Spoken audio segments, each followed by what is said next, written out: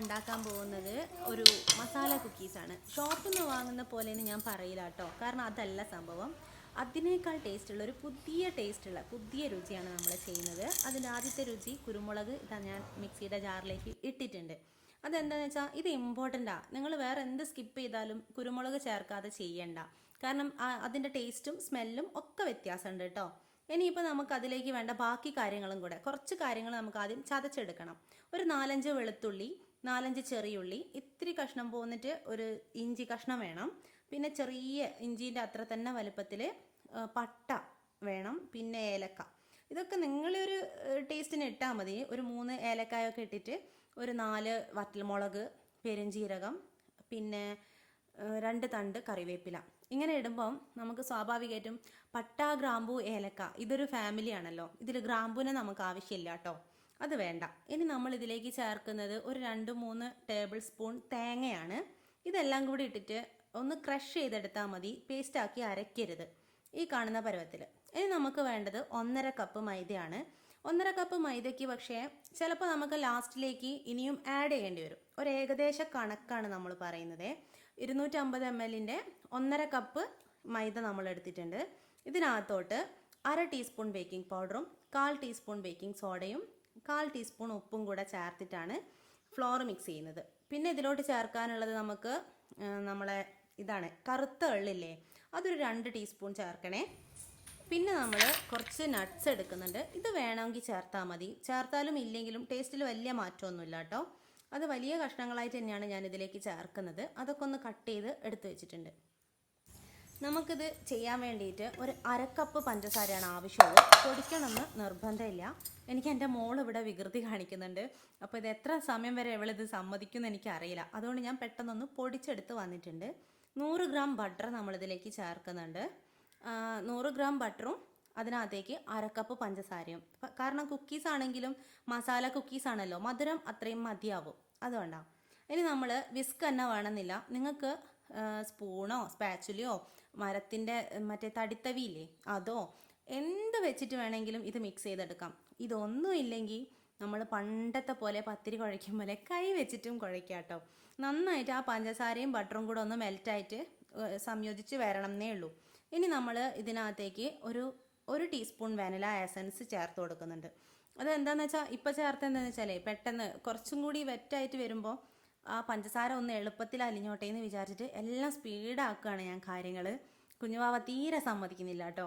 അപ്പോൾ ഇതിനകത്തേക്ക് നമുക്ക് ഒരേ ഒരു കോഴിമുട്ടയാണ് വേണ്ടത്. കോഴിമുട്ടയുടെ ആ ഒരു വെള്ളത്തിൽ ചിലപ്പം വ്യത്യാസം ഉണ്ടാവും അളവിൽ.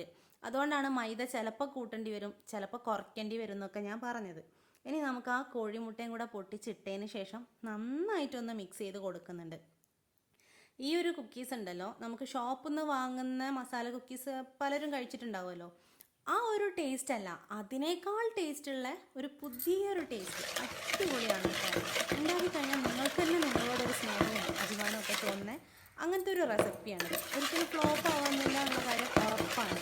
കാരണം ഇതിപ്പോൾ നിങ്ങൾ ചെയ്യുന്നതിൽ എന്തെങ്കിലുമൊക്കെ മിസ്റ്റേക്ക് പലയിടത്തായിട്ട് വന്നാൽ പോലും സംഭവം ലാസ്റ്റ് നമ്മൾ പ്രതീക്ഷിക്കുന്നതിലും ഗംഭീരമായിട്ട് കിട്ടുകയും ചെയ്യും. എന്തെങ്കിലും തെറ്റിപ്പോയി എന്ന് വിചാരിച്ചോ, എന്നാലും കിട്ടും. ഇനി നമ്മളത് മിക്സ് ചെയ്തതിന് ശേഷം അതിലോട്ട് നേരത്തെ ചതച്ച് വെച്ചിട്ടില്ലേ മിക്സിയിൽ, അതെല്ലാം കൂടെ ഒന്നെടുത്ത് ചേർക്കുന്നുണ്ട്. ഇനി അതും കൂടെ ചേർത്തിട്ട് ഒന്ന് മിക്സ് ചെയ്യാം. ഇതിന് വിസ്ക് നിർബന്ധമില്ല കേട്ടോ. ഇനി വിസ്ക് എല്ലാം കണ്ടിട്ട് ഇതിന് വീട്ടിലില്ല അതുകൊണ്ട് ഇനി ചെയ്യാൻ പറ്റില്ല അങ്ങനെ വിചാരിക്കല്ലേ. എല്ലാവരും ചെയ്ത് നോക്കണം, എല്ലാവർക്കും പറ്റും. ചെറിയ കുട്ടികൾക്ക് പോലും ഇതുണ്ടാക്കി നോക്കാൻ വേണ്ടിയിട്ട് എളുപ്പമാണ്. കാരണം ഇതിൽ പ്രത്യേകിച്ച് നിബന്ധനകളോ അല്ലെങ്കിൽ ആ ഒരു കഴിവ് തെളിയിക്കേണ്ട അങ്ങനത്തെ കാര്യങ്ങളൊന്നും ഇതിൽ വരുന്നില്ല. എന്താണെന്ന് വെച്ചാൽ എല്ലാം കൂടെ ഇട്ടിട്ടൊന്ന് മിക്സ് ചെയ്യുക, കുഴച്ചെടുക്കുക, അത്ര മാത്രമേ നമ്മൾ ചെയ്യുന്നുള്ളൂ. ഇതിനകത്തോട്ട് നമ്മൾ നേരത്തെ മിക്സ് ചെയ്ത് വെച്ചിട്ടുള്ള മൈദയും എള്ളും കൂടെ ചേർത്തിട്ട് നന്നായിട്ട് കുഴച്ചെടുക്കുന്നുണ്ട്. കൈ വെച്ച് കുഴച്ചാൽ മതി കേട്ടോ. എനിക്ക് പക്ഷേ ഇവിടെ ഞാൻ പറഞ്ഞല്ലോ കുറച്ചൊരു ഹറിബറി ആയിട്ടാണ് ഞാനിത് ചെയ്യുന്നത്, വാവ സമ്മതിക്കാത്തതുകൊണ്ട്.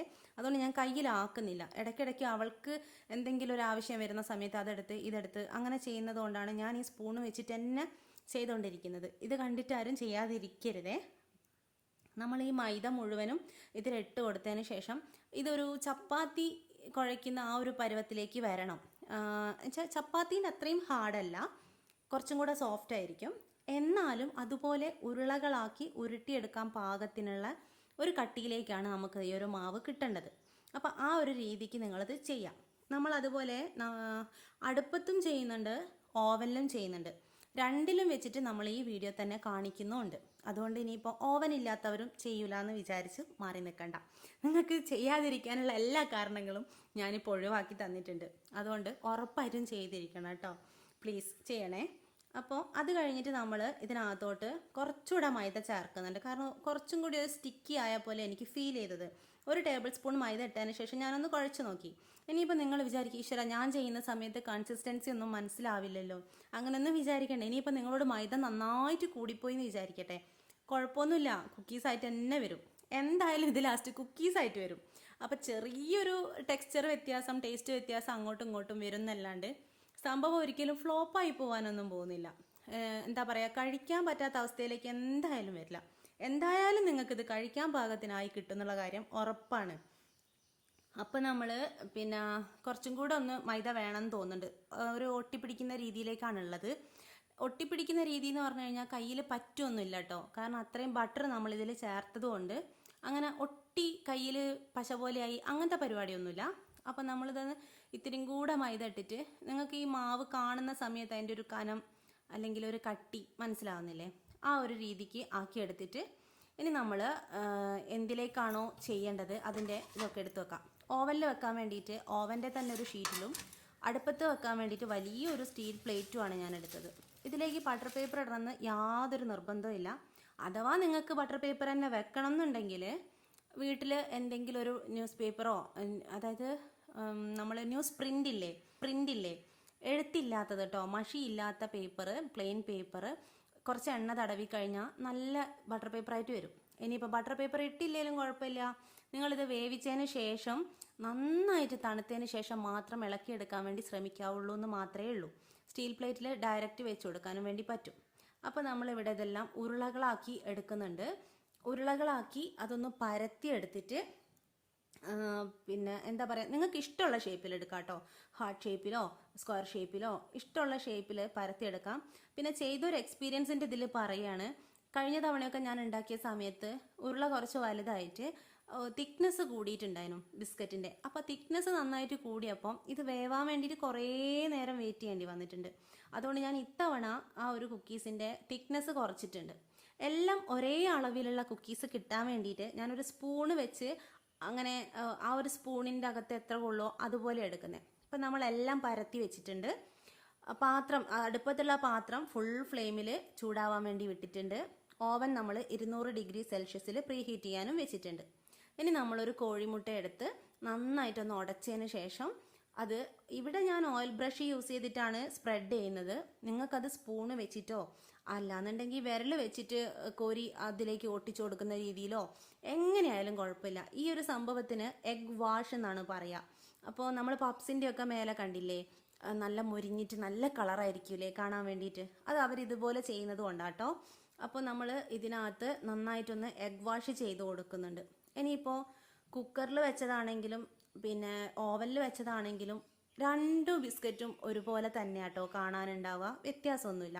കേക്ക് ആവുമ്പോൾ നമുക്ക് കാഴ്ചയിൽ ചെറിയൊരു വ്യത്യാസമുണ്ട് ടെക്സ്ചറിലൊക്കെ. പക്ഷെ ഇതിന് രണ്ടും നമുക്ക് മനസ്സിലാവില്ല ഓവനിലാണോ അടുപ്പിലാണോ വെച്ചേക്കുന്നതെന്ന്.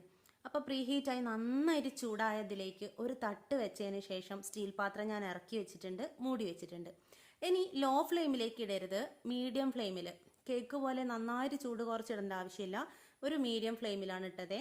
അതുപോലെ ഓവനിൽ നമ്മൾ താഴത്തെ കോയിലാണ് പകുതി ടൈമോളം ഓണാക്കിയിട്ടുള്ളത്. പകുതി സമയം കഴിയുമ്പോൾ നമ്മളത് മേലത്തെ കോയിൽ ഓണാക്കും കേട്ടോ. 170 ഡിഗ്രി സെൽഷ്യസിൽ ഒരു 40 മിനിറ്റാണ് ഇത് കുക്ക് ചെയ്തെടുക്കുന്നത്. രണ്ടാമത്തെ റാക്കിലാണ് ഞാനിത് വെച്ചിട്ടുള്ളത്. നന്ന താഴെയുമല്ല നന്ന മേലെയുമല്ല, എന്നാൽ നടുവിലുമല്ല, രണ്ടും കെട്ടൊരു സ്ഥലത്താണ്. അപ്പോൾ കണ്ടില്ലേ, രണ്ടിൽ വെച്ചിട്ടുള്ള കുക്കീസും കാണാൻ ഒരുപോലെയാണുള്ളത്. നമ്മൾ 40 മിനിറ്റ് ആയ സമയത്ത് തന്നെ 2 കുക്കീസും ആയിട്ടുണ്ട്. അടുപ്പത്ത് വെച്ചത് ഒരു 45 മിനിറ്റ് 50 മിനിറ്റ് എടുത്തിട്ടുണ്ട് കേട്ടോ. അപ്പോൾ ഇതാ നല്ല ചൂടുണ്ട്, ചൂടുള്ള ഒരു കുക്കീസാണിത്. പിന്നെ അതുപോലെ പൊട്ടി നല്ല ക്രിസ്പിയാണ് കേട്ടോ. നിങ്ങൾക്ക് ഞാനിത് കഴിക്കുന്ന സമയത്ത് കാട്ടിത്തരാം ഇതിൻ്റെ ഒരു ക്രിസ്പിനെസ് എന്താണെന്നുള്ളതേ. സൗണ്ട് ഈ മൈക്കിൽ കിട്ടുന്നുണ്ടെന്നാണ് ഞാൻ വിചാരിക്കുന്നത്. അടിപൊളി ടേസ്റ്റ് ആട്ടോ, ഒരു രക്ഷയില്ല. അപ്പം നമ്മളെ മാവ് കുറച്ച് ബാക്കിയുള്ളത് ഞാൻ വീണ്ടും പരത്തിയിട്ട് ബാക്കി നെക്സ്റ്റ് ട്രിപ്പ് നമ്മൾ ഓവനിൽ വെച്ചിട്ടുണ്ട്. അത് വേവുന്ന സമയമാകുമ്പോഴത്തേക്കും ഞാനൊരു ചായയെല്ലാം ഇട്ടിട്ടുണ്ട്. നല്ല രസമുണ്ട് കേട്ടോ, നല്ല ക്രിസ്പിയാണ്. നമ്മൾ ഉണ്ടാക്കിയതാണെന്ന് വിശ്വസിക്കാനേ പറ്റില്ല. അടിപൊളി ടേസ്റ്റ്. നിങ്ങളെല്ലാവരും ചെയ്ത് നോക്കിയിട്ട് ഉറപ്പായിട്ടും ഫീഡ്ബാക്ക് തരണം കേട്ടോ. നിങ്ങളെ ഫീഡ്ബാക്ക് വായിക്കാൻ വേണ്ടി ഞാനിവിടെ ഇങ്ങനെ അക്ഷമയോടെ കാത്തിരിക്കുന്നുണ്ടാവും. അപ്പോൾ എല്ലാവരും ചെയ്ത് നോക്കാം, എന്നിട്ട് എനിക്ക് ഫീഡ്ബാക്ക് തരാം. ടാറ്റാ. ഈ റെസിപ്പി ഇഷ്ടപ്പെട്ടാൽ പറയണേ.